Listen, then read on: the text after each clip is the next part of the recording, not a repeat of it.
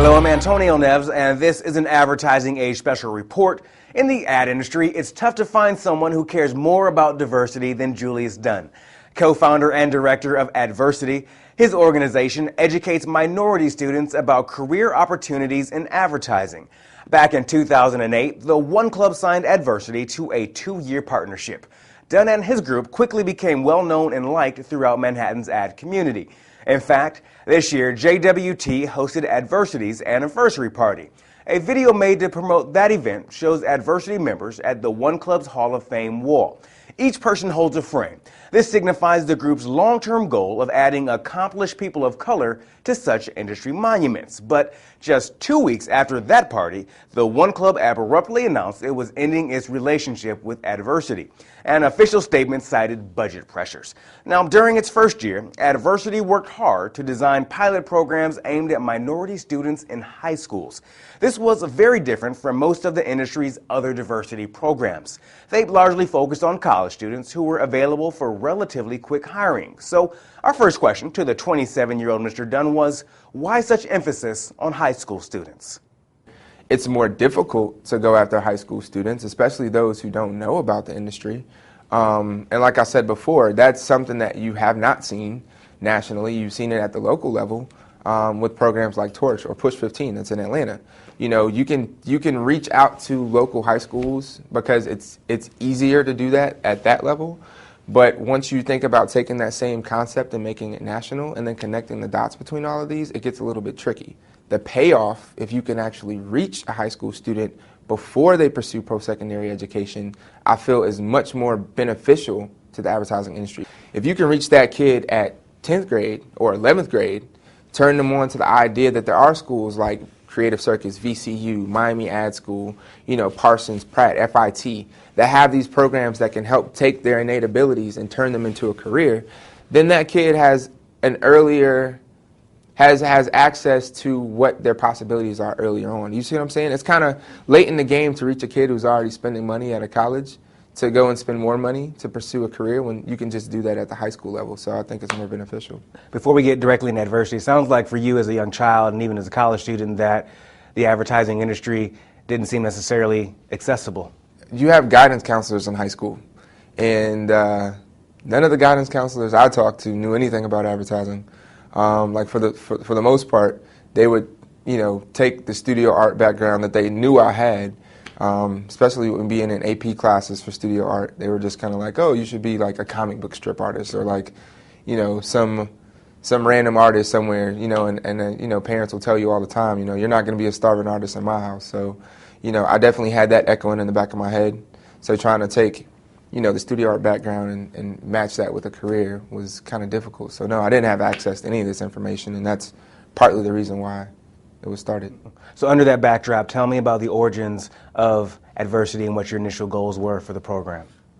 Initial goals, honestly, were to try and create a national awareness about advertising with particular interest in or focus in creative. Creative is, as you know, is the least diverse department of all in the advertising industry. And then considering the fact that my background was creative and that's what I aspired to be, that's what I wanted to focus on. I felt like the need was definitely there, or it's still there, honestly. And a lot of people are trying to find ways to connect with the multicultural community, and I feel like that's the easiest way to get kids turned on to it, is a creative aspect. Like, everybody sees commercials, everybody sees print ads, regardless if it's account or if it's planning or production. Creative is going to be that gateway to anybody to kind of get their interest. You mentioned initially that One Club and Adversity, there was not a lot of money behind that, and recently One Club announced that they were ending the program. Is this something that caught you off guard? I will say that it was a little bit unexpected.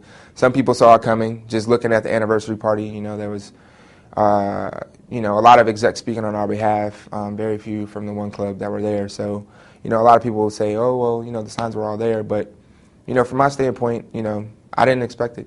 At the end of the day, a program like that was trying to reach that kid who you were growing up in Fort Lauderdale, Florida. That kid who wanted to be an art director, and I'm assuming still has aspirations to do so. What does that mean for those kids across the country that were just like you? We built pilot programs, and we have relationships with national organizations like the National Urban League, with corporations like Best Buy, that definitely are trying to move the ball forward in the diversity community and as education, or even just awareness period, for high school kids to have a better understanding of what it is that they can pursue at the post-secondary education level, and then well into their careers. So, that program's still going to exist. That kid that's me now, that I was back in the day, is still going to have access to those programs. I can't say that it'll happen overnight. I can't say that the industry will change, but hopefully, if I can speak to 1,000 and reach 2, that's 2 more that the industry has just kind of gotten on their side. So.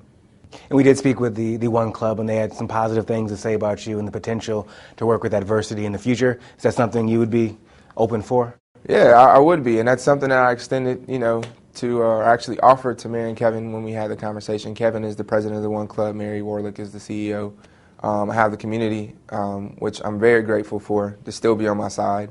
That was actually one of the things that I think I feared when the relationship ended, was that, how many people were actually just kind of jumping on board because it was attached to an organization that they felt could progress their career, or how many people were actually down for the mission. And I got a rude awakening once, the partnership ended, because in less than like 2 or 3 hours, the news had spread, and I'd heard from so many different people that we had partnered with that I was shocked, honestly, that I had touched that many people in such a short period of time. So, I do think the mission is going to go forward, and I think that if we partner with people, like I said, like Lincoln Stevens, who actually has a very localized program down in Texas, but still, potential there is, we can still impact that market and still kind of take some of his ideas and make them national.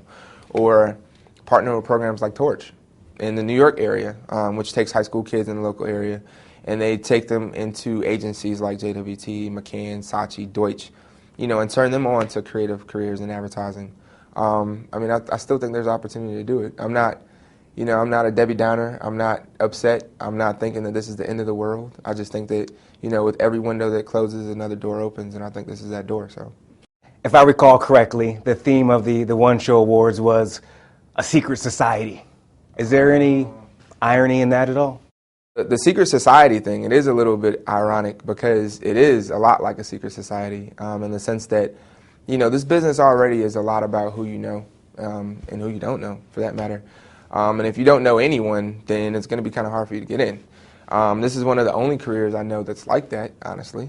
It's a little bit hard to get in because, like you said, there's information about how to get into this industry that's not as accessible as others. Like, everybody knows about doctor, lawyer, pediatrician, teacher, but no one really knows about advertising, the departments of it. How do you get in? How do you break into? It's like a code, secret society. So, last year that was the theme for that. But once again, I think it's funny because, the organizations like the One Club, or I won't name any others, they kind of celebrate, this industry in the sense that, it's every year there's this joyous occasion where they recognize people for the great accomplishments that they've achieved. But, on the back end of that, there's a whole movement and fight to try and diversify the very industry that people are celebrating. So, that to me is ironic in and of itself. So I don't know if that answered your question, but, it's very much so a secret society, and a lot of people feel that way.